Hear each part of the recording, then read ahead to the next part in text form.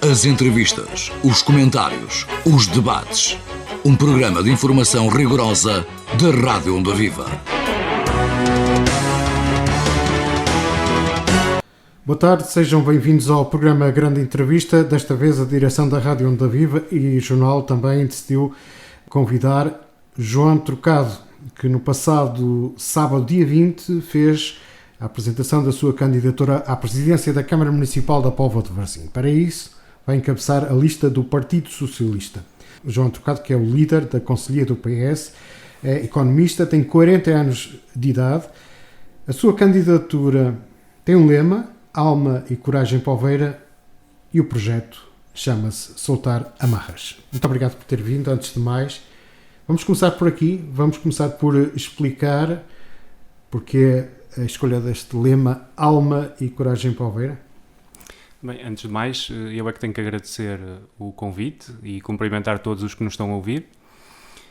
Dizer que é sempre um prazer voltar à Rádio Onda Viva e reconhecer o papel que a comunicação social e, em particular, a Rádio Onda Viva desenvolvem no nosso concelho, promovendo o debate político, a pluralidade de opiniões e o esclarecimento público e, portanto, como costumo dizer quando venho cá, tiro sempre o meu chapéu a quem faz este trabalho, que é importantíssimo, para que depois quem se quer apresentar como eu perante o público e perante os poveiros e passar uma mensagem, é essencial que haja uma comunicação social forte e estável e que consiga dar voz a todos e, portanto, aqui ficam os meus cumprimentos.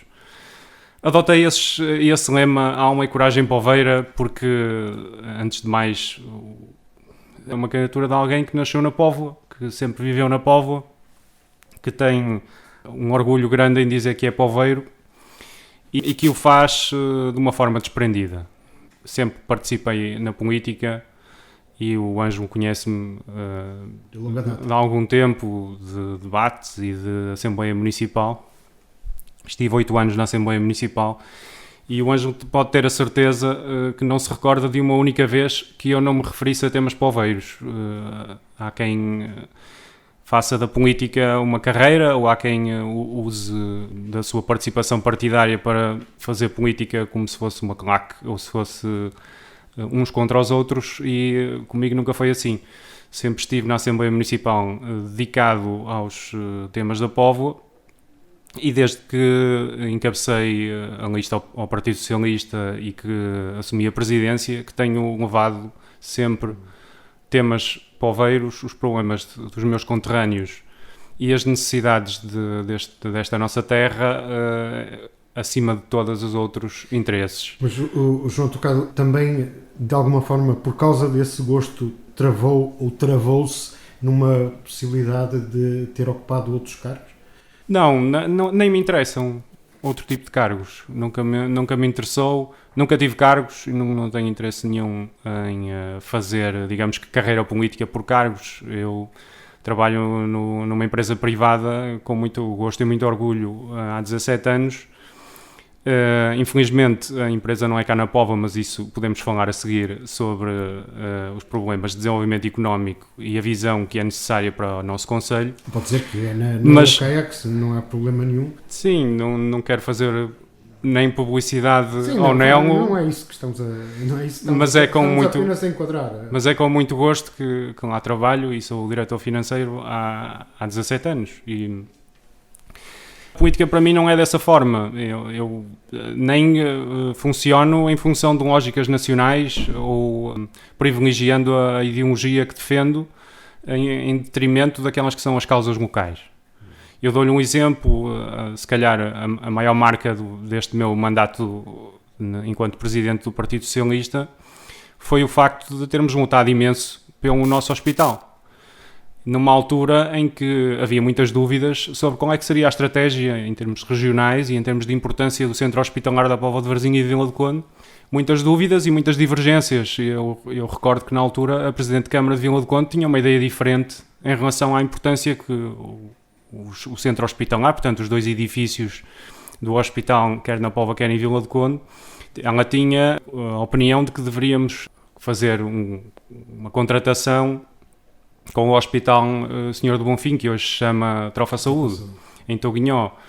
No contexto político distrital, essa opinião fazia o seu caminho, mas foi algo que me batia imenso dentro da estrutura do partido. Fomos a Lisboa, reuni com o grupo de deputados do PS, da Assembleia da República, questionámos o governo.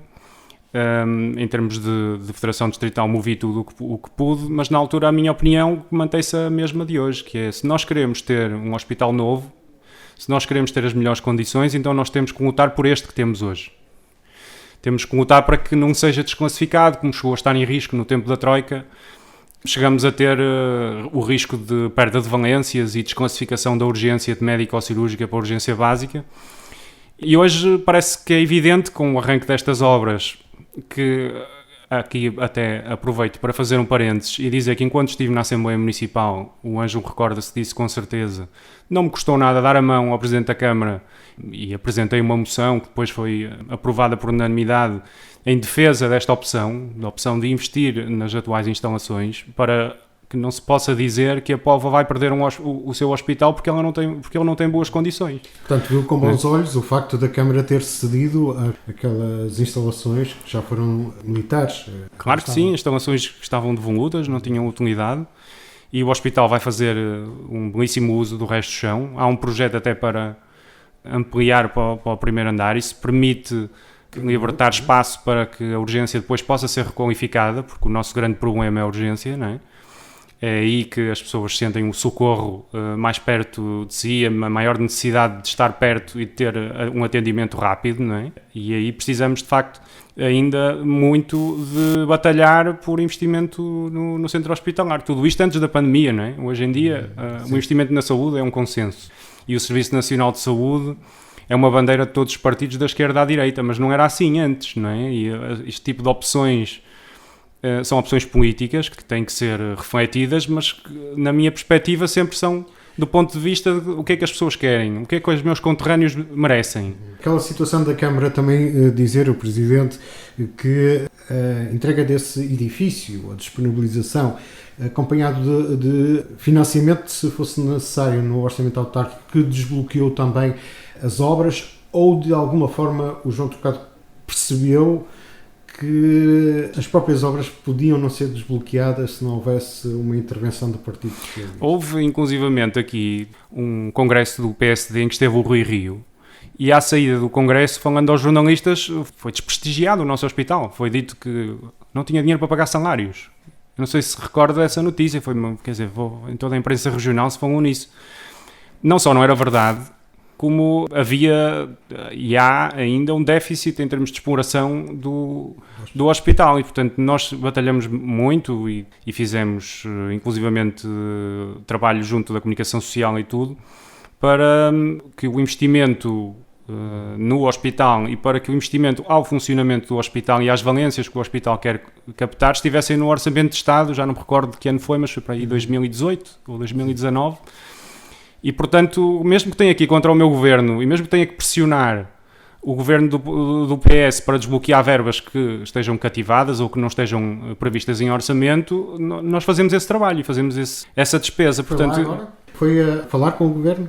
Nós falamos com o grupo parlamentar do PS e depois o grupo parlamentar colocou a pergunta diretamente ao governo. Depois houve uma ocasião em que a Ministra da Saúde veio aqui à Póvoa, teve uma reunião na Câmara da Póvoa e também teve em Vila do Conde, e nessa altura foi-nos dado o conhecimento do que é que tinha acontecido. Pronto. E aí se calhar foi o ponto de viragem em que realmente nós conseguimos perceber que tínhamos alcançado uma vitória que não é uma vitória nossa, uma vitória de todos os poveiros, não é? Então esse tipo de atitude política é a tal alma e coragem poveira, é isso? Sim, é uma das explicações para isto. É claro que a alma não se explica, não é? Mas a alma é algo que nós transportamos. Nós, poveiros, gostamos de dizer que somos poveiros.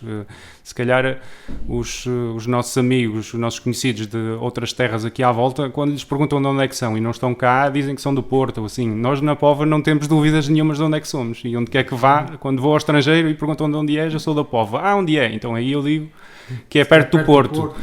E em termos de coragem, claro, este é um momento particularmente difícil para fazer política e na Póvoa nós vivemos com o PSD no poder desde 1989.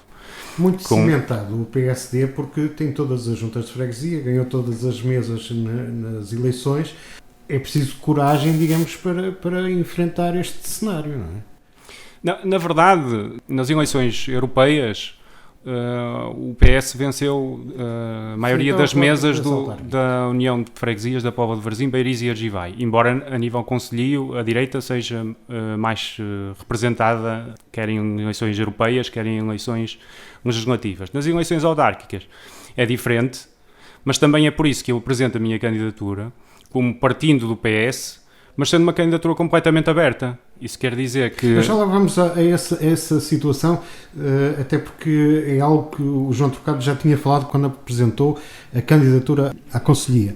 Mas ainda sobre a situação de vir agora a ser o candidato, pergunto-lhe muito diretamente e frontalmente isto. Normalmente, quando os partidos não conseguem, entre aspas, arranjar um candidato, acaba por sobrar para o Presidente da Conselhia. Pergunto-lhe abertamente, foi isto que se passou no Partido Socialista? Havia outros candidatos? Havia outras possibilidades? Ou foi trabalhada esta possibilidade? Não, nem pensar, este é um projeto que foi trabalhado. Ainda há pouco disse que quando assumi a candidatura a Presidente do PS já tinha avançado algumas ideias. Portanto, as coisas na política têm o seu tempo. E naturalmente que este trajeto que eu tenho vindo a fazer desde que sou Presidente do PS, desde 2018, tem uma série de objetivos e uma série de metas que nós vamos cumprindo com o objetivo de chegar ao projeto autárquico e chegar às eleições autárquicas. Mas não seria de esperar um convite ao Dr. Miguel? O Dr. Miguel Fernandes é uma pessoa muito digna, respeitável, que se apresentou com ideias em 2017 e a quem o PS deve muito por ter dado a cara por nós, pelas nossas ideias e por o ter feito. Aliás, tem feito um mandato enquanto vereador, tem cumprido aquilo que prometeu durante a campanha, não venceu naturalmente, mas tem defendido o projeto pelo qual se bateu e, portanto, em relação a Miguel Fernandes, está tudo muito bem. As contas estão saudadas, digamos assim. Estão. Ele próprio afirmou que não queria ser candidato numa entrevista recente a outro órgão de comunicação social e, portanto, nunca esteve em cima da mesa essa opção. Mas João Trocado conta com o apoio do Dr. Miguel? Conto com o apoio de todas as pessoas que defendem este projeto. Sim, isso é isso. Aquela frase generalista que dá para tudo, não é? Não, conto com o apoio de todos os que estiveram na defesa de uma ideia alternativa muito concreta e que, a meu entender, é necessária para a Póvoa de Varzim. Isso implica contar com o apoio de todos aqueles que já deram a cara, prontificaram da mesma forma que hoje sou eu que me prontifico, encabeçaram a lista do PS à Câmara Municipal, seja o Dr. Miguel Fernandes, seja a Dra. Elvira Ferreira, seja o arquiteto Silva Garcia. Portanto, pessoas que estiveram na apresentação da minha candidatura a Presidente do PS e o Renato Matos também, evidentemente. Eu não o referi porque ele não esteve. Mas, naturalmente, que a minha expectativa é que todas as pessoas que, de facto, acham que é necessário... Mas sente o PS unido já em volta à sua candidatura? Eu devolvo-lhe isso com outra pergunta. Notou alguma, ao longo destes 3 anos e meio, notou alguma divergência, alguma dificuldade de relacionamento, algum problema? De algum problema público acaba até um pouco por ser esquisito no Partido Socialista, com todo o respeito, não é? Porque houve situações muito complicadas na Conselhia. Mas isso já foi há muito tempo e lá vai. Aqui o que importa é que as divergências que existam a nível de ideias, a nível político, divergências que existam, como existiu, por exemplo, neste mandato, assim, com maior importância, a questão da Póvoa Arena, são divergências salutares e que nós, quase que arriscaria dizer que nós até as promovemos, no sentido de que o PS é um partido, na Póvoa é um partido aberto, onde o debate é salutar, onde estar em confluência de intenções e ter aspirações para a terra não significa que concordemos com tudo e com todos os meios, e pelo contrário. Está a fazer essa ponte das pessoas que podem estar em aquilo que eu lhe posso dizer é que a minha liderança é um estilo, não é um estilo mandão, não é um estilo de impor. Isso é outro tipo de político, que não sou eu. Eu gosto de ouvir, gosto de assumir as minhas decisões, mas não gosto de impor as minhas decisões aos outros como forma de manter as aparências, se quiser assim. Nesse caso, o Povo Arena, é certo sabido que os vereadores votaram de uma maneira, na Assembleia Municipal votou-se de outra, fez a ponto, ou seja, ouviu ambos para encontrar ali pontos de contacto e, sobretudo, não deixar que uma divergência corroesse relações pessoais. Como lhe estava a explicar, não corroeu minimamente relações pessoais, até há e a unanimidade, por vezes, pode querer esconder coisas desse género. Neste caso, não houve unanimidade. Inclusivamente, na Assembleia Municipal, a maioria dos nossos deputados votaram contra, mas houve um que se absteve, por exemplo, e isso é perfeitamente normal e aceitável. Não está em causa todo um projeto. O que está em causa é aquela opção em concreto.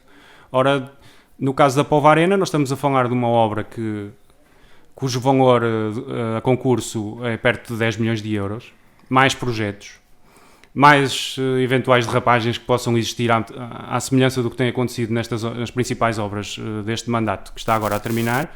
Mas o João Trocado já disse aqui na Onda Viva que não é que discordasse da importância da Póvoa ter um pavilhão multiusos, sim, mas é da premissa de o ter agora, com este valor e neste enquadramento. Exatamente, ou seja, estava a explicar que por 10 milhões de euros pode-se fazer muita coisa diferente e que também se pode fazer um multiusos por muito menos dinheiro.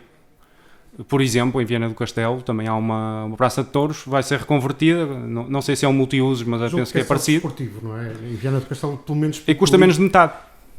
E no caso da Póvoa Arena, portanto, da reconversão da Praça de Touros da Póvoa, um local escolhido para construir de raiz não é um local adequado. Portanto, se me dissessem, vamos reabilitar a Praça de Touros e vamos descobri-la. Pronto, então aí estamos condicionados ao sítio onde ela está, não é? E queríamos preservar aquela fachada, que é algo que eu acho que até faz algum sentido e que as pessoas reclamam. Embora seja argumentável que, não ameaçando ruína, aquilo não está bem em termos estruturais. Não sei se será verdade ou não. Eu penso que há até algum litígio relacionado com essa questão.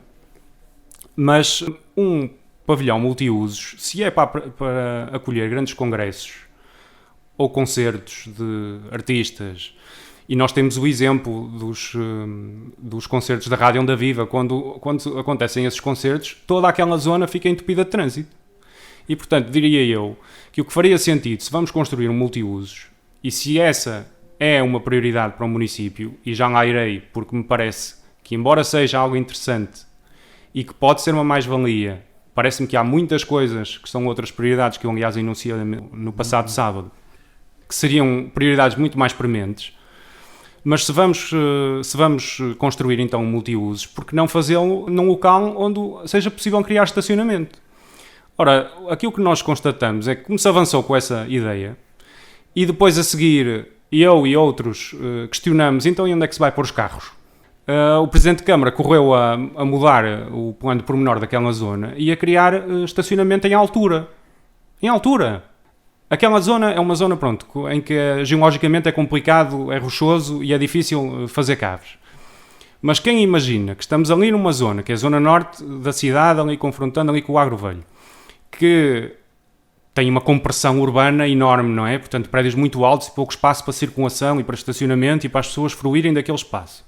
E a forma como vamos aproveitar o espaço livre, e quando digo espaço livre é o campo de treinos do Varzim, o antigo campo de treinos do Varzim e onde está o estacionamento do desportivo, construindo mais estacionamento em altura, estamos a ocupar uma terra, um espaço cujo ordenamento exigiria outro tipo de aplicação, não é? Deixe-me pensar na sua no exterior ideia. Da cidade, seria... portanto, junto ao Parque da Cidade ou ali nos acessos à cidade, poderia nascer ali um multiusos, como aliás acontece, é a localização habitual, é onde está o multiusos de Braga, onde está o multiusos de Guimarães, onde está o multiusos de Gondomar. Porquê? Porque é muito mais fácil... Gondomar está mais dentro. Está, mas tem o parque de estacionamento... está logo à saída da autoestrada. Sim. E tem dois parques de estacionamento muito grandes onde cabem, não digo se calhar 1000 carros, mas se calhar até mais. Não? Mas onde é que eu quero chegar? Decidiu-se que se ia construir um novo multiuso. Mas o processo e depois, por todos os motivos e mais alguns. simples. E o que eu gostava de saber é se Não avançou como? ainda nem sequer se foi derrubado aquilo que lá existe, para essa expressão. Porque vai ser, não é? Supostamente Sim, mas o seria concurso demolido. público já O foi concurso entregue, público foi entregue, a obra já mas- foi consignada. Sim, Portanto, mas pergunto, se o João Trocado for eleito presidente da Câmara, vai tentar renegociar, fazer aquilo noutro não, local? aquilo que está neste momento em causa é um litígio judicial. Vamos ver como é que isso se desenvolve. Admitindo que há duas hipóteses. Uma que é não avançar coisa nenhuma, e então naturalmente há outra opção da minha parte. Outra é avançar com o que está feito, com o que está decidido. Se for E, obrigado portanto, a eu não, avançar, vai ter que avançar, porque o valor é o incomportável. Ângelo, eu tenho que lhe esclarecer uma coisa que, se calhar para o Ângelo é evidente, mas para os ouvintes pode não ser. É que, por um facto de eu estar até aqui, estar na oposição, e durante todos estes anos ter feito política na oposição, não faço para ser do contra, ou para dizer mal. E, portanto, aqui o que eu estou a explanar é que tem outras prioridades. E que entendo que essas outras prioridades são mesmo importantes e necessárias neste momento. E que temos que inverter este rumo e este tipo de política, que é uma política... Se o Povo Arena, se o processo der para parar, pergunto, o João Trocado parava e ali? E ali, como estava a explicar há pouco, Sim. uma das coisas que faz mais sentido é criar um espaço de jardim, um parque urbano, desanuviando aquele espaço, devolvendo à circulação das pessoas, tentando criar ali algum escudo em termos de zona verde, não é? E permitir que aquela zona possa ser também uma zona de contemplação e desafogando um pouco a grande carga urbanística que tem a Marginal, portanto que as pessoas pudessem, afastando-se um pouco da Marginal, pudessem ter um local onde pudessem usufruir de uma zona mais verde. Touradas é que não. As touradas é outra questão. Eu sou uma pessoa com convicções. À medida que fui estudando o assunto e que fui pensando sobre, isto é quase um pensamento quase filosófico, sobre aquele que é o nosso papel enquanto seres humanos e aquilo que é os valores que nós devemos transportar, valores até se calhar civilizacionais, fui-me convencendo que de facto não fazia sentido continuar com esse tipo de prática, pelas razões que já foram e que toda a gente conhece, e que não vale a pena estar aqui a debater ou a expor. O que é certo é que me parece que chegou uma altura em que eu próprio quero dizer, eu estou orgulhoso da minha terra, gosto de dizer que sou da Póvoa e orgulho-me de dizer que a Póvoa deixou de fazer corridas de touros. Isso não quer dizer que não tenha um respeito enorme pelas nossas tradições enquanto povo e pelas nossas gentes, tradições que conheço muito bem, mas esta é uma daquelas que me parece, e lá está, como lhe estava a dizer, estou convicto disto, que me parece que tem os dias contados. Ou se não tem os dias contados, deveria ter.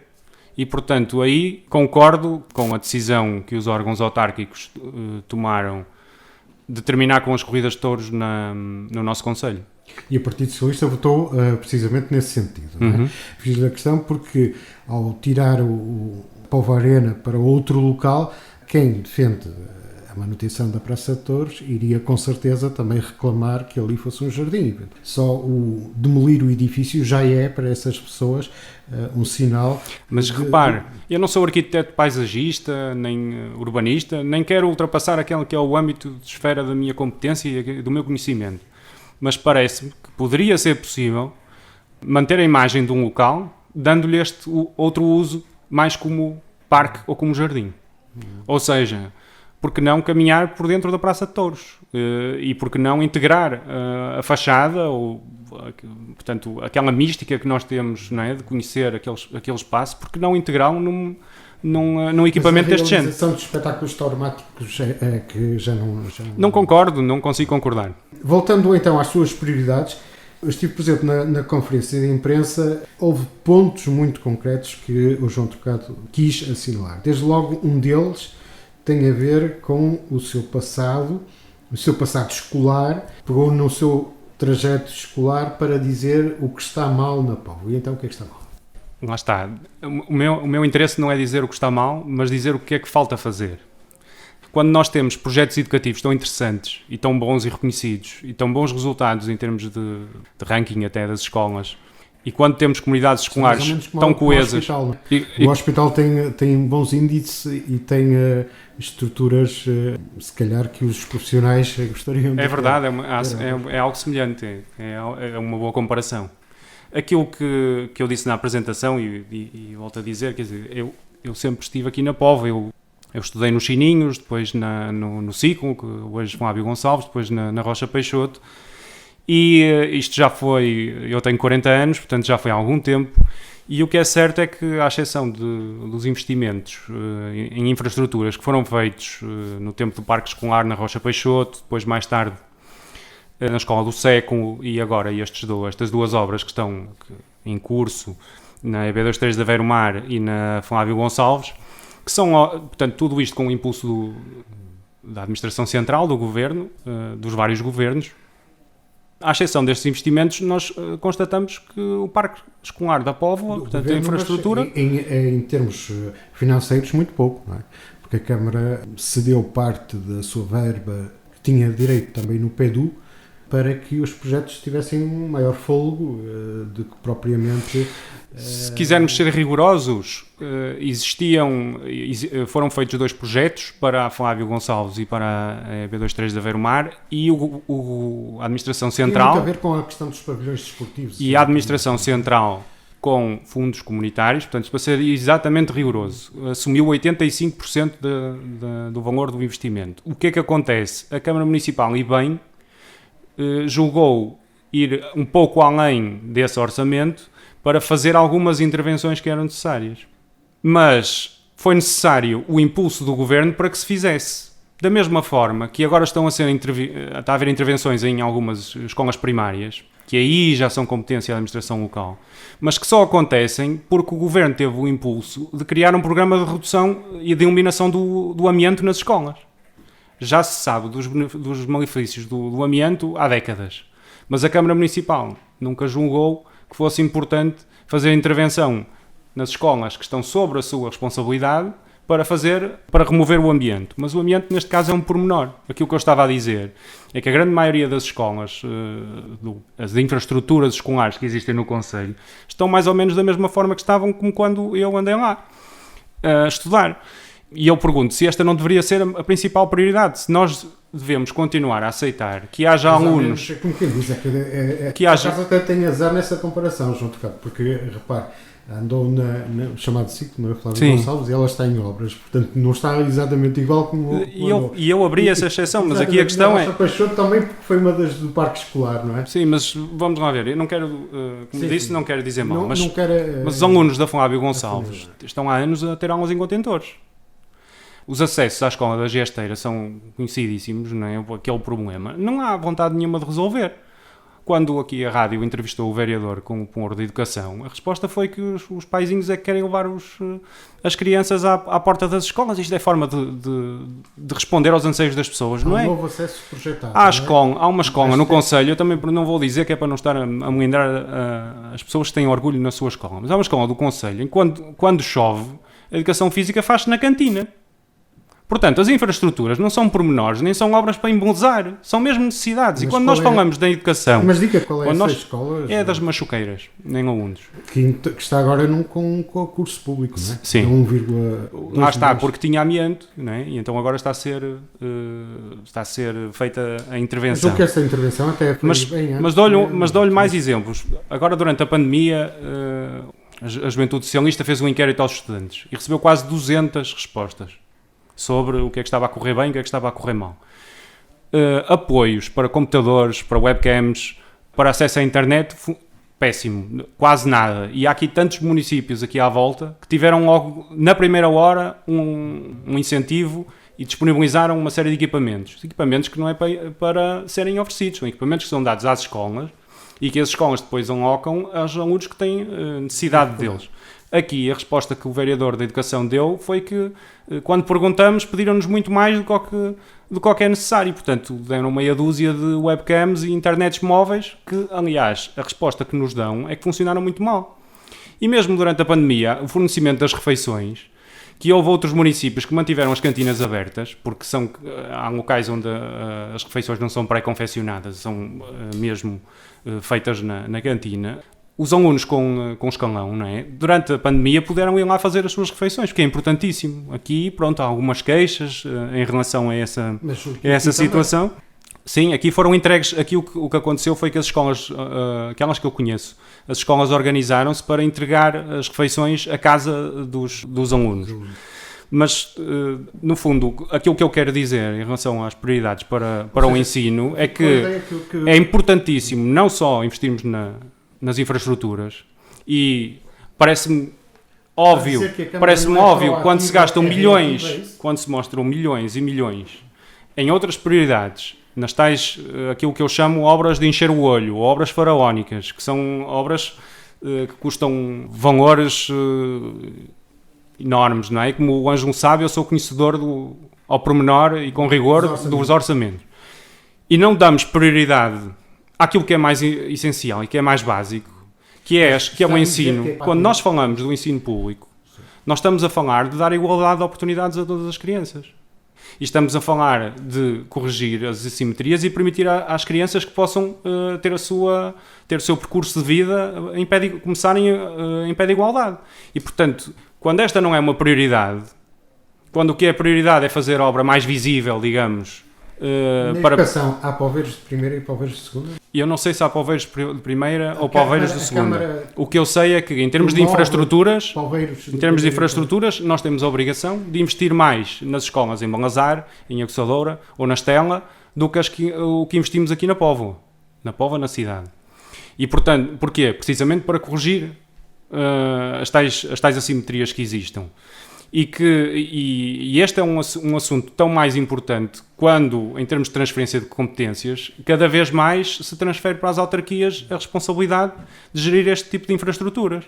Sim, e assumir as autarquias aceitam muitas delas parte de alguma educação, mas não toda. Porque normalmente depois isso é um pau de dois bicos quando não vem acompanhado com respectivos pacotes financeiros, não é? Sem dúvida, mas aquilo que me parece, e uma das razões pelas quais eu sempre tive participação política a nível local e ser política autárquica aquilo que me interessa, por ser a minha terra, por ser tudo o que me diz respeito a mim e à minha comunidade. Aceitava, João Tocado, essas transferências? A mim parece-me, sem dúvida alguma, que para resolver os problemas que são mais perto das pessoas, o nível de decisão mais perto das pessoas, neste caso as autarquias, é um nível que deve ser privilegiado para fazer face a estes problemas.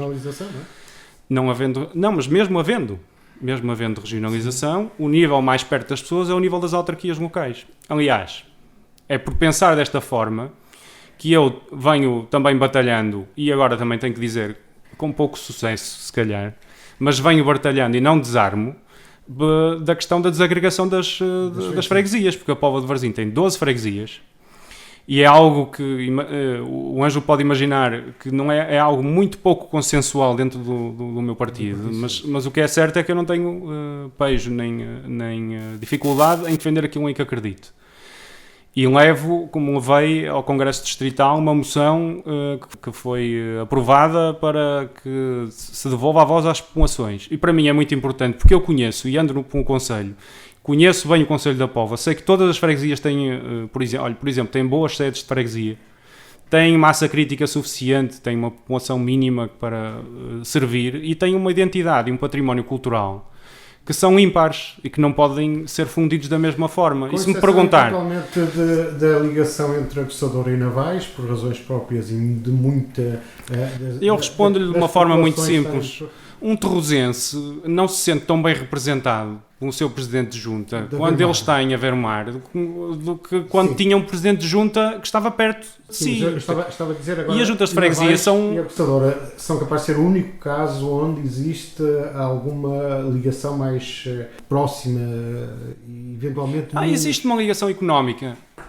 E familiares também, não é? Familiar e também e em termos religiosos também alguma tradição comum. Mas são freguesias diferentes.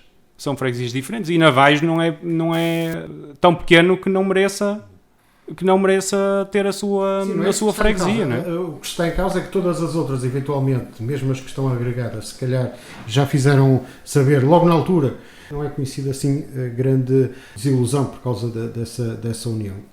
O que eu defendo, e que está no texto da moção que eu apresentei no Congresso Distrital do Partido Socialista, é que seja devolvida a voz às populações. Para elas decidirem como é que... Bem, isso é questões para depois, na Assembleia da República, se dirimir como é que é a melhor forma. Não sou grande fã dos referendos para questões administrativas, ok? Não é algo que a mim... É como a integração europeia e coisas do género. Sim, mas que parece que, do ponto de vista financeiro, por exemplo, que era o grande problema quando chegou a Troika, nem por aí... Não houve impacto nenhum, e se houve foi negativo, porque algumas juntas de freguesia tiveram que fazer investimentos para poder fazer face a territórios maiores. Alguns autarcas com o ganho de escala aumentaram o seu ordenado, no fundo. A maior parte dos presidentes de junta da Póvoa trabalhavam a meio tempo, ou seja, em part-time, tinham a sua vida e depois dedicavam, e muito, o seu tempo. E são pessoas, independentemente da cor partidária, são pessoas a quem eu tiro a todas o meu chapéu e reconheço o trabalho dos autarcas de freguesia e a sua importância, e que trabalhavam sem rendimento, não é? Sem receber nada. Aliás, como nós, esclarecendo também, como a maior parte dos autarcas a nível municipal, os vereadores que estão na oposição, os deputados da Assembleia Municipal, os membros da Assembleia de Freguesia, nenhum deles tem vencimentos, não são tachos, não é? Nós não estamos aqui por tachos nem nada que se pareça. E eu acho que é esse espírito, é essa filosofia de devolver à nossa terra, de empregar o nosso tempo, de nos dedicarmos à nossa comunidade, é algo que está sempre presente na minha ação política e nesta candidatura ainda mais. Na interpretação que o João Trocado faz da ação da Câmara, do PSD no caso, que está a governar a Câmara, nesta questão da agregação das freguesias, tem sido suficiente ou não? Há aqui 2 planos de atuação. Esta é uma questão muito pouco consensual dentro dos partidos. Imagino que no PSD também não conheço a casa dos outros, mas imagino que também não seja fácil de encontrar consenso em relação a esta matéria. E dentro dos partidos eu faço o meu trabalho. E faço de uma forma visível, frontal, convicta e mostrando aquilo que eu quero. Dentro do PSD, cada um fará como querá fazer. Depois há outro plano, que é o plano enquanto autarcas. Enquanto autarcas há organizações que são importantíssimas, a Associação Nacional de Freguesias e a Associação Nacional dos Municípios Portugueses. Ora, dentro desses órgãos, que depois naturalmente preparam e são consultados,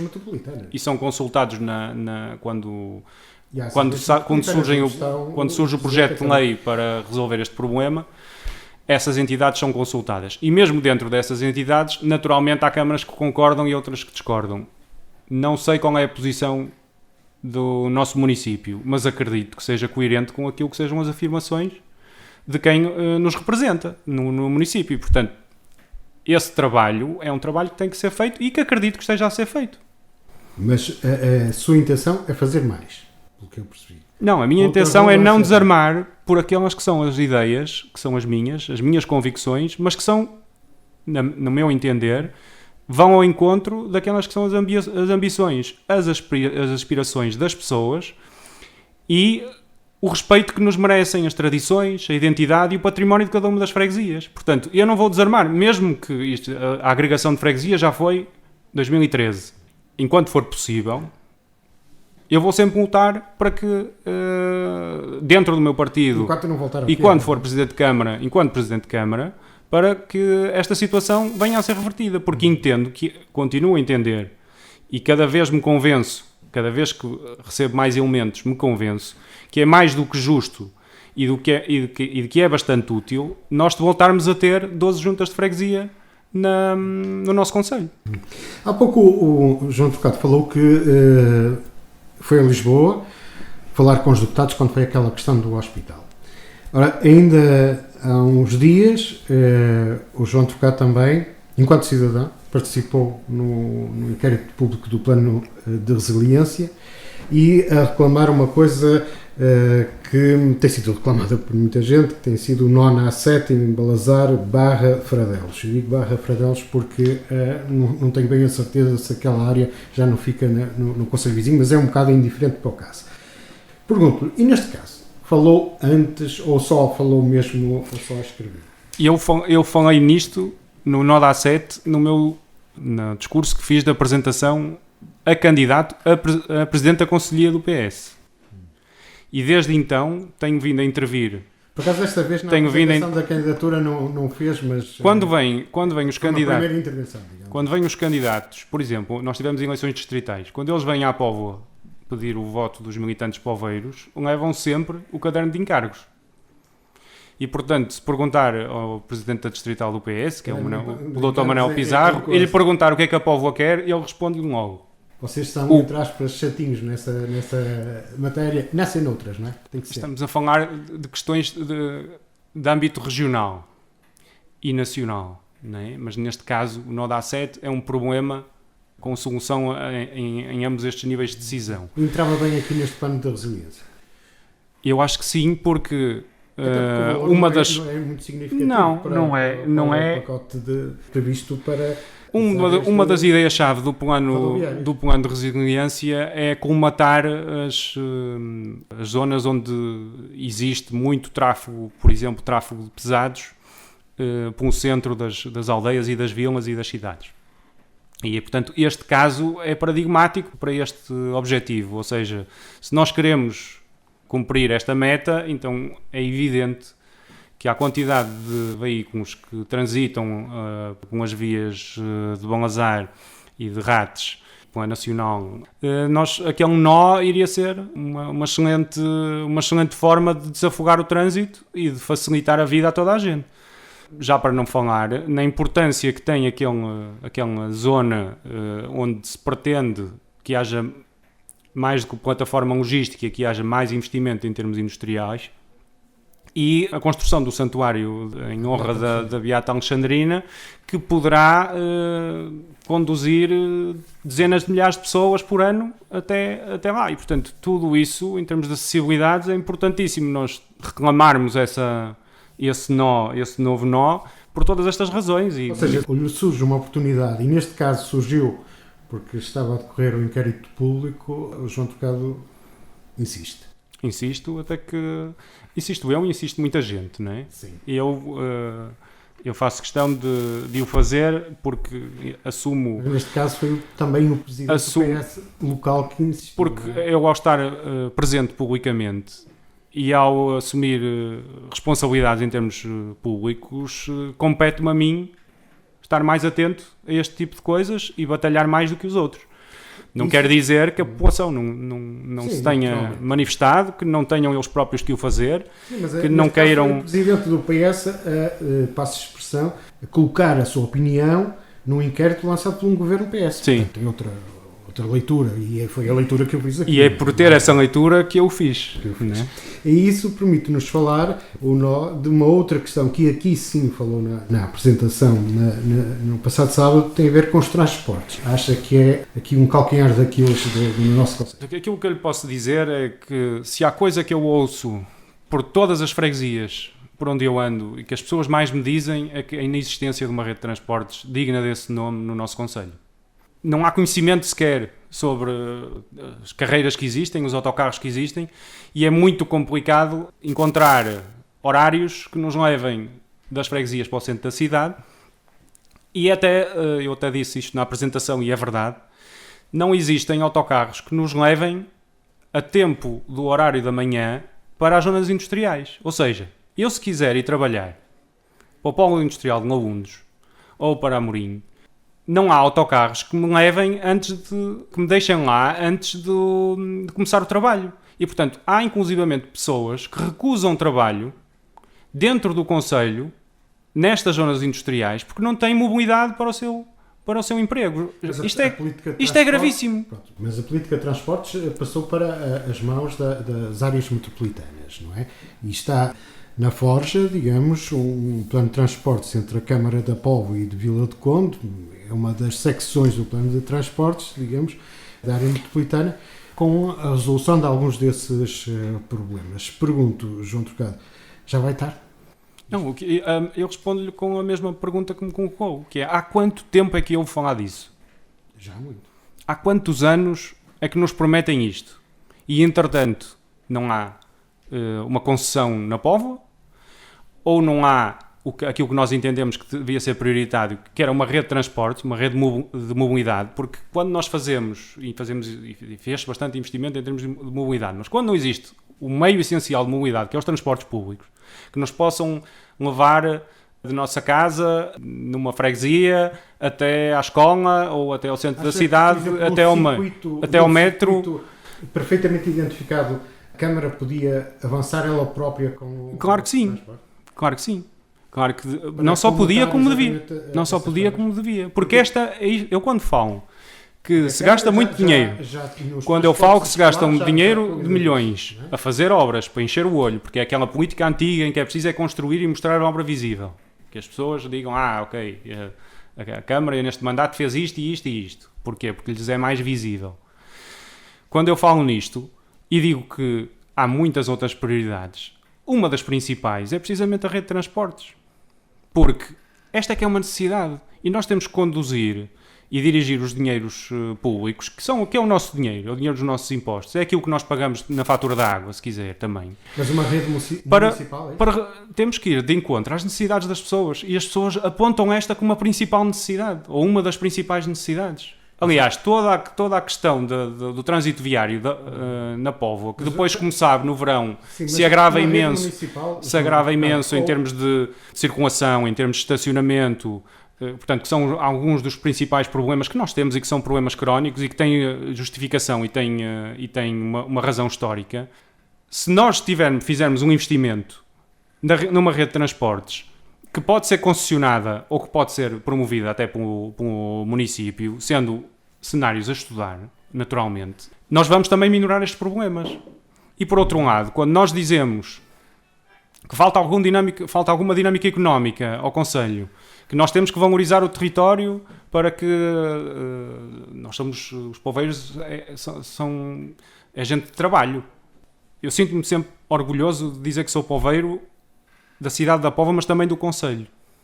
Porque aqui há uns meses dei uma volta junto com um empresário agrícola por uns caminhos da Estela, da Coçadora, de Navais, para ver como é o estado desses caminhos públicos, onde tem havido zero investimento.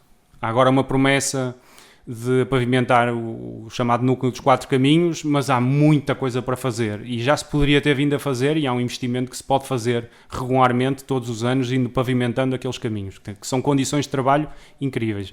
E nessa visita que fiz, são incríveis porque constatei que é algo que as pessoas às vezes esquecem, porque está para lá, não é? Mas para mim não esqueço e sinto isso com um reconhecimento enorme. Estas pessoas que trabalham de sol a sol, que criam um emprego, que arriscam, que trabalham no setor hortícola, que trabalham no setor dos laticínios, que têm os seus campos.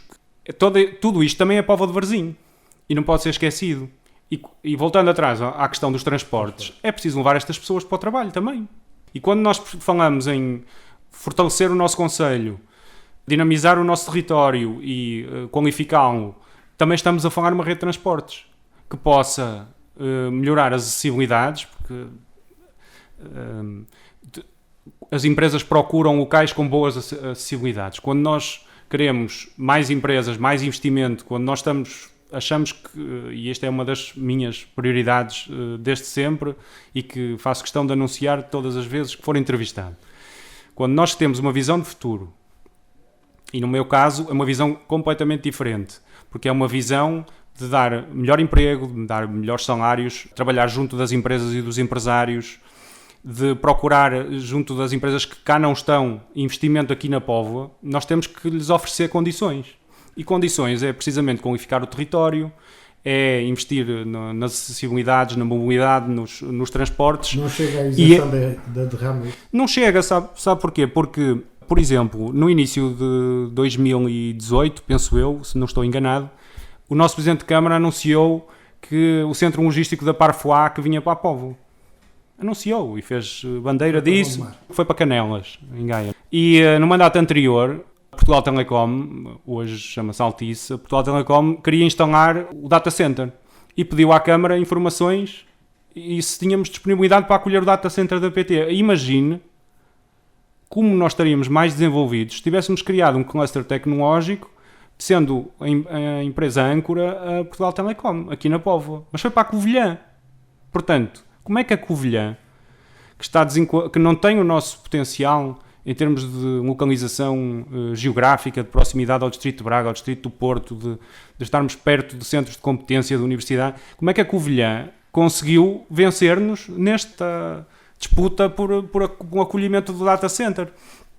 É muito simples. Quando a Portugal Telecom perguntou à Câmara se tinha disponibilidade, a Câmara respondeu que não tinha terrenos. Esta pausa que eu estou a fazer é de incredulidade, porque o Ângelo também não sabe o que dizer perante isto. Porque se há coisa que nós precisamos, há um chavão que é a diplomacia económica. Sim.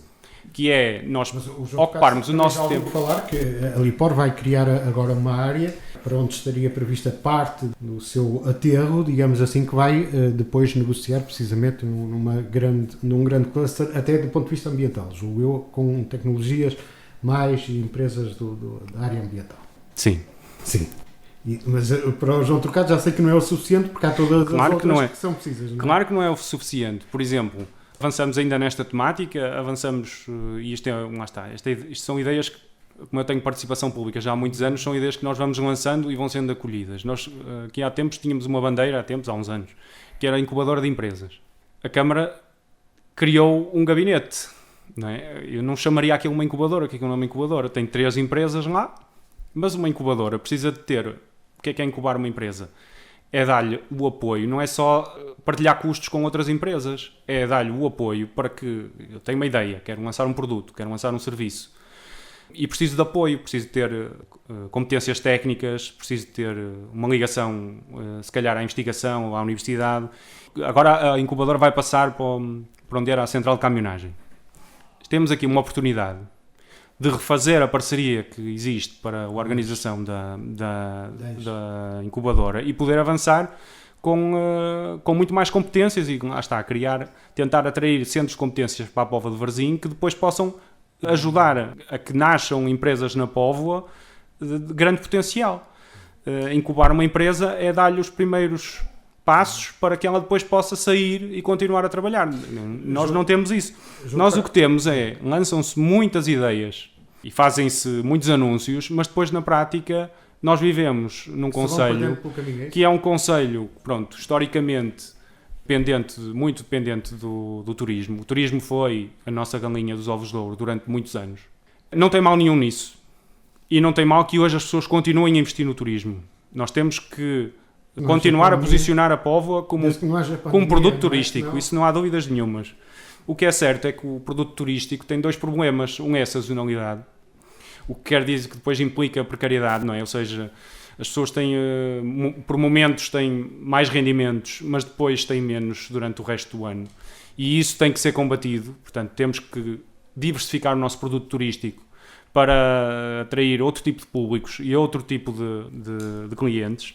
E por outro lado tem outro problema que é o valor acrescentado. O turismo tem menos valor acrescentado. E, portanto, nós se temos uma visão diferente para a Póvoa, se nós somos ambiciosos, então nós temos que trabalhar junto de empresas, por exemplo, empresas tecnológicas ou, por exemplo, empresas de ponta, que nos possam mudar o nosso paradigma económico.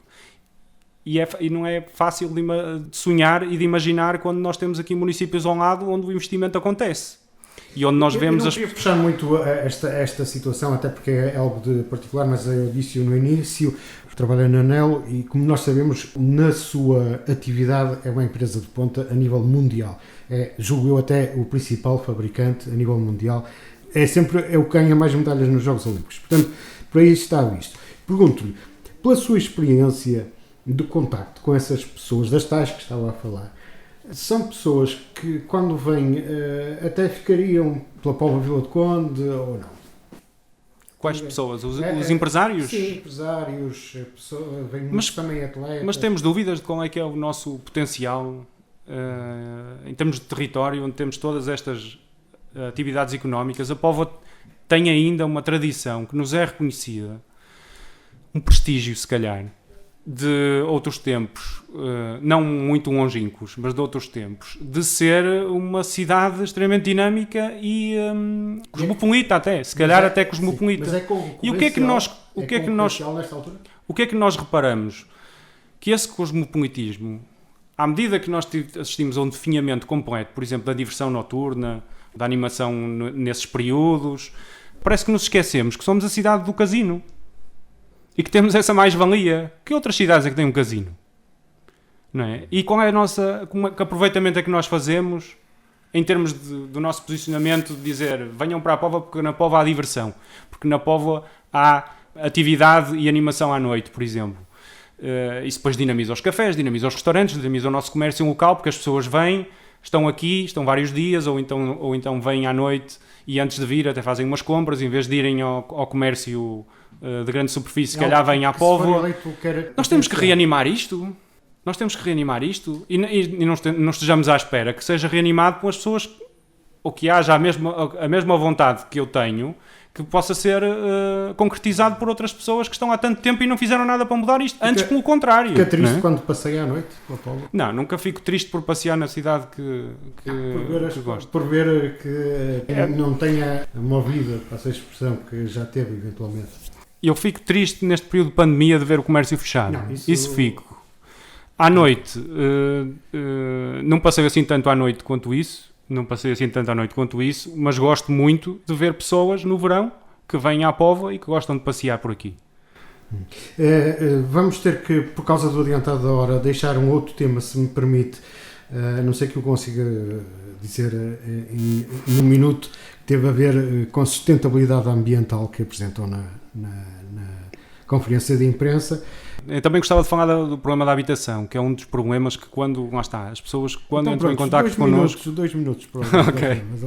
Vamos primeiro à habitação. A habitação na Póvoa está relacionada com esta questão de nós termos... consegue arrendar, é isso? De nós termos a nossa galinha dos ovos de ouro, que é o arrendamento no período de veraneio, não é?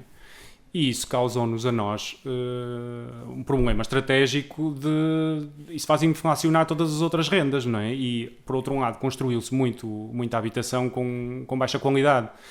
E quando eu falo do problema da habitação, normalmente as pessoas pensam, e estamos habituados a raciocinar dessa forma, pensam na habitação social, em dar oportunidades a pessoas que não conseguem pagar a sua casa. Mas aquilo que nós constatamos hoje é que se nós quisermos viver na Póvoa, e eu resido na Póvoa, e sempre residi.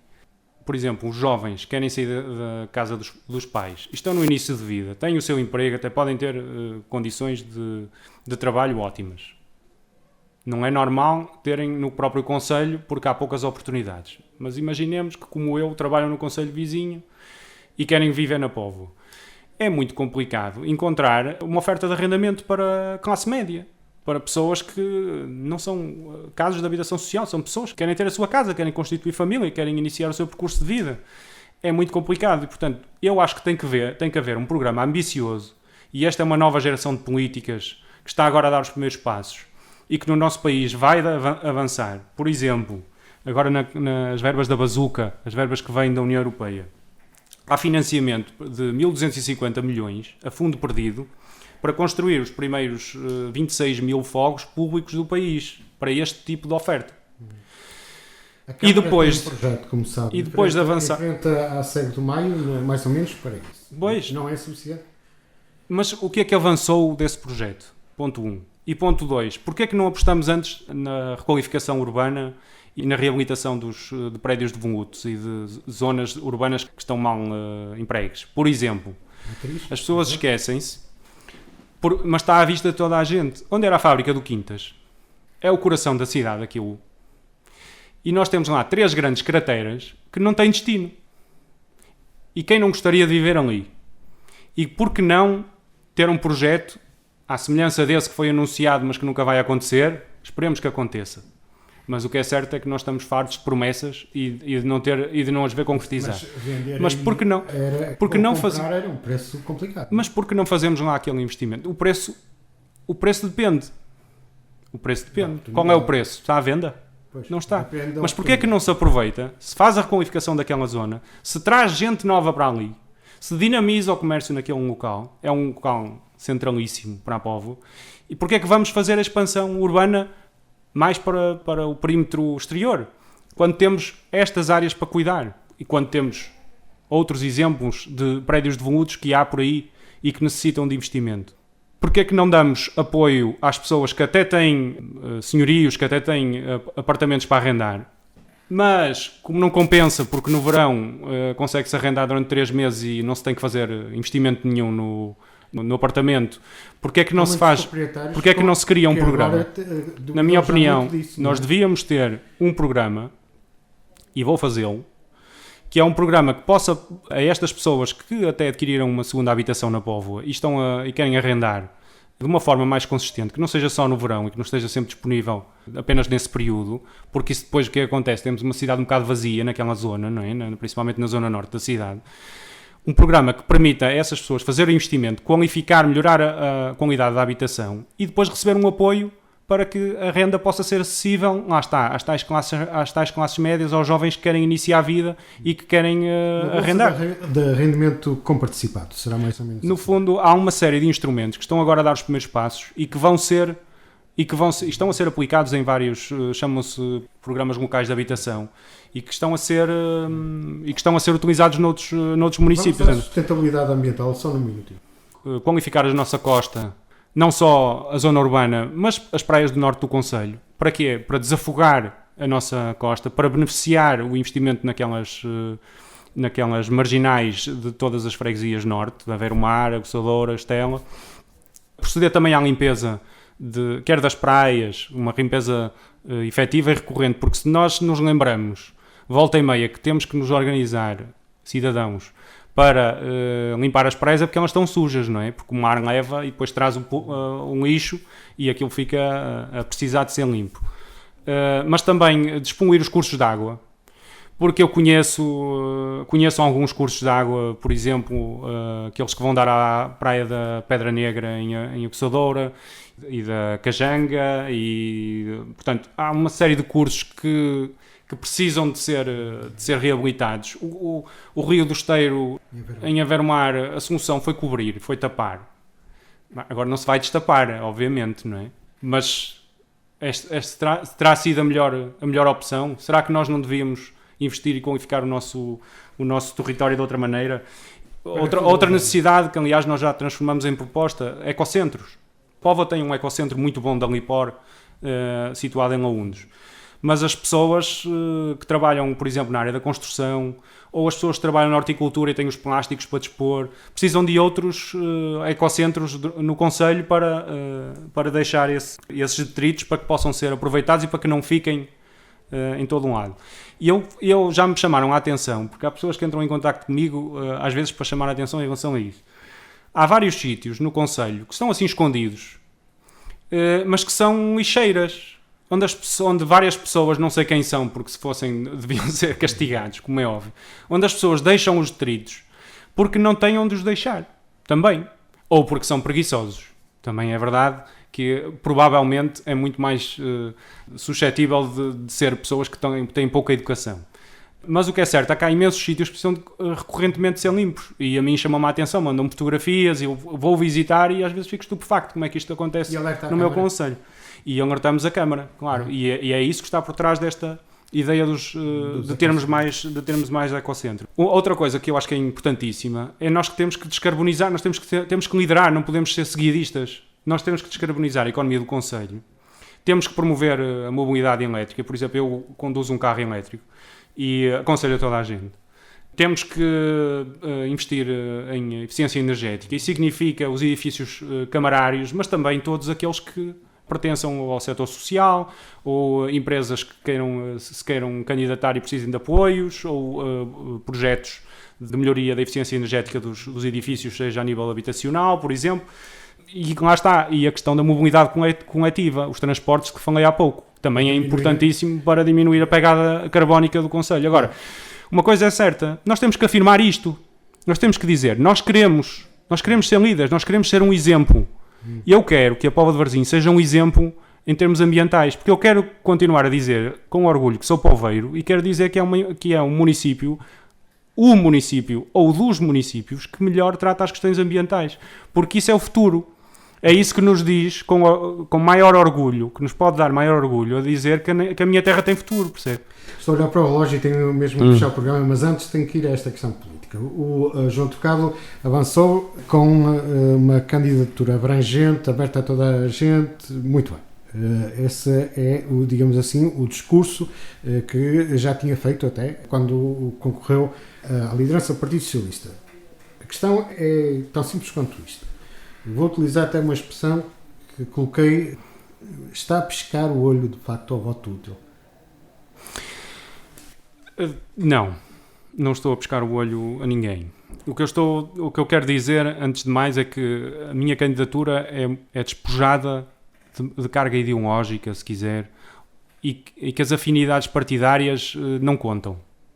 É uma candidatura minha, enquanto cidadão poveiro, e com orgulho de ser desta terra e de cá sempre ter vivido, que quer devolver à terra onde nasceu tudo o que ela me deu e tudo o que ela me ensinou. Certo. E quero que ela seja melhor. E com a minha comunidade. Espera, deixe-me explicar. E da mesma forma que eu estou com esta atitude... Que era a candidatura eventualmente mais forte, não é? Da oposição. Já lá chegarei. Da mesma forma que estou com esta atitude e que afirmo que a minha candidatura tem este propósito, ela está aberta a todas as pessoas que partilhem destas ideias, que partilhem deste propósito e que o queiram fazer com uma ideia de futuro, que o queiram fazer com respeito por todos, mesmo aqueles que não concordam connosco, e que o queiram fazer com transparência.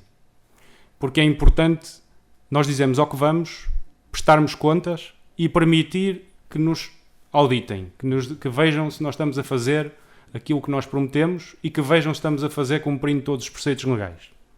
Todas as pessoas que estejam com esta filosofia, digamos, que partilhem destas ideias com as quais eu me apresento, são sempre bem-vindas, independentemente de serem de esquerda, de serem de direita, terem esta ou aquela ideologia. Naturalmente, que já percebeu por algumas das prioridades que eu aqui defini, são prioridades, digamos, que vão mais ao encontro das pessoas que acreditam que a administração pública, neste caso a administração local, tem que ter um papel interventivo e tem que corrigir, digamos, que as falhas de mercado e as assimetrias. Tem que garantir que as crianças tenham igualdade de oportunidades, tem que garantir que haja saúde pública para todos, independentemente dos seus rendimentos, tem que garantir transportes públicos, porque nem todos podemos ter a sorte de nos deslocarmos na nossa viatura própria e, portanto, tem que promover desenvolvimento económico e, portanto, entendo e digamos que isto se me situa um pouco, as minhas ideias, as minhas convicções são um pouco mais à esquerda. Mas isso não quer dizer que numa candidatura autárquica nós nos devamos centrar apenas num quadrante ideológico, percebe? Não fecha a porta à direita, é isso? Eu não fecho a porta a ninguém individualmente, todos os cidadãos, todos os poveiros que tenham esta mesma atitude e partilhem destes mesmos princípios, são bem-vindos na minha candidatura, na candidatura que parte do PS para outros quadrantes. Naturalmente que por trás, pela frente, isto é genuíno, isto é o que eu estou a dizer. E naturalmente que, ainda de encontro à segunda parte da sua questão, naturalmente que em termos, digamos que tática política, é importante que se há uma alternativa a um PSD que nos governa desde 1989, essa alternativa tem sido, pelo menos desde 2005, claramente a alternativa que o Partido Socialista apresenta. E, portanto, eu quando avanço para vencer. E quando defendo estas ideias, defendo-as para as concretizar. Não tenho dúvidas de que tenho um projeto que é bastante diferente, que considero que é necessário para a minha terra e que, por ser diferente, se conseguir chegar ao maior número de pessoas, se elas puderem compreender este projeto e partilhar das minhas ideias, não tenho dúvidas que posso vencer. João, mas como o PS é a alternativa principal, naturalmente, se quer vencer como eu quero e acredito que sou capaz e estou convencido que estou a construir a equipa capaz de pôr estas ideias em prática e de vencer, eu tenho que estar aberto a que outras pessoas que também clamam por uma alternativa e que também têm interesse, se possam juntar a mim. Não posso fechar isto dentro de um casulo do Partido Socialista, pelo contrário. E, portanto, é com abertura que eu fiz o anúncio da minha candidatura e, quando questionado, respondi que estava em construção. Porque está. Porque eu quero que as pessoas se dirijam. Eu tenho recebido imensas mensagens, como deve compreender, nos últimos dias, muitíssimas mensagens e telefonemas. E eu tenho que dizer a essas pessoas todas que são bem-vindas. Pronto, mas o problema disto tudo também é um pouco o formalismo dos partidos. Dos partidos. Mas esta é uma... Dos dirigentes. Nós, quando pensamos em eleições autárquicas e quando pensamos em projetos para um concelho, de uma forma de governação diferente e de uma atitude diferente para o município, nós não podemos racionar em termos de partidos. Aliás, as pessoas estão fartas de partidos. As pessoas estão fartas, e com razão, de partidos, e de partidarite, e de politiquice. Não é? Isto é tudo, são todos chavões que eu não gosto de usar, mas vou usar porque é para as pessoas perceberem o que é que eu... Como? Não está a encabeçar um movimento independente, está a encabeçar a lista do Partido Socialista. Digamos que o meu movimento, se é que quer chamar movimento, é um conjunto de cidadãos que estão disponíveis para fazer política na sua terra. Que surgisse um movimento independente, sou-lhe sincero. Quando apresentou, e a forma como apresentou a sua candidatura à liderança do Partido Socialista, na altura pensei que eventualmente pudesse estar ali a semente de um movimento independente. Não sei, mas... eu acho que estar a qualificar as alternativas políticas com base em chavões e em rótulos, acho que não é isso que eu quero. Pronto, mas, uma das minhas lutas é também passar esta mensagem. É difícil, eu sei que é difícil de escapar ao rótulo do partido, como é óbvio. Mas o Ângelo é testemunha que eu não sou... O eleitor é capaz de tendo em conta o que se passa, de ter seguramente para aí 7 ou 8 opções. Por exemplo, na Assembleia Municipal estavam representados agora 5 partidos. Não é? Sim. Não é? E antes disso estavam menos, não é? Onde eu quero chegar é assim, até que ponto vamos imaginar é que o Partido Comunista Português, estou a dar aqui os dirigentes do Partido Comunista Português aceitam apanhar o João Trocado, ou os do Bloco de Esquerda, ou os da Iniciativa Liberal, ou do CDS, quer dizer, porque depois toda a gente quer defender um pouco a sua quinta neste panorama, pode ficar tudo muito nivelado por baixo. E o que eu gostava de saber é até que ponto é como é que o João Trocado vai conseguir convencer as estruturas dirigentes a que não saltem outras candidaturas para o terreno que aniquilem a sua... Todas as candidaturas são bem-vindas. E eu percebo que em termos de estratégia, não é? Digamos Sim. que de tática política, quanto menos candidaturas, menor a divisão e dispersão dos votos e, portanto, há mais interesse nisso. Mas eu sou um democrata. Mas aceitava coligações formais? Sou defensor de democracia com partidos. E acho que é importante que haja o maior número de alternativas para os eleitores. Agora, uma coisa é certa. A candidatura que eu protagonizo é a única que pode vencer e derrotar o PSD. E, portanto, é a alternativa, por ser a alternativa mais forte e por eu achar que tem as ideias mais, que vão mais ao encontro das expectativas, das ambições e das necessidades deste Conselho. E, portanto, o meu papel, até como, digamos que, não gostava de me afirmar dessa forma, mas como um líder de uma alternativa a nível concelhio, é federar todas as intenções para que a alternativa que eu defendo e que protagonizo seja bem sucedida. Portanto, está aqui um paradoxo, não é? O Ângelo está-me a olhar e está a pensar isso, não é? Está aqui um paradoxo, mas a democracia é assim que funciona. É assim que funciona. Portanto, eu não vou deixar de afirmar aqui um bem que acredito, embora saiba que os partidos depois têm as suas estratégias a nível nacional. E as autárquicas são politizadas a nível nacional. Eu nunca fechei. Não é nesta altura, nem nunca fecharei. Pronto, eu já percebi também que é uma questão que ainda está em aberto e, portanto, é com alguma curiosidade também que vamos acompanhando, que também é sempre bom haver assim aqui um bocadinho de curiosidade para ver como é que estas situações vão resultar.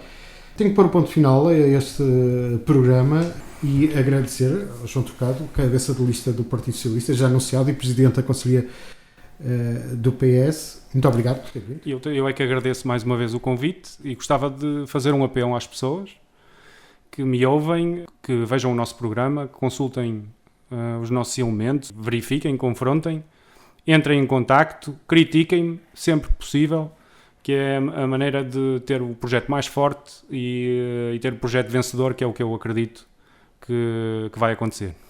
Muito obrigado por ter vindo, iremos falar com certeza. Despedem-se Ângelo Marques e também o Vítor Silva. Até uma próxima oportunidade. As entrevistas, os comentários, os debates. Um programa de informação rigorosa da Rádio Onda Viva.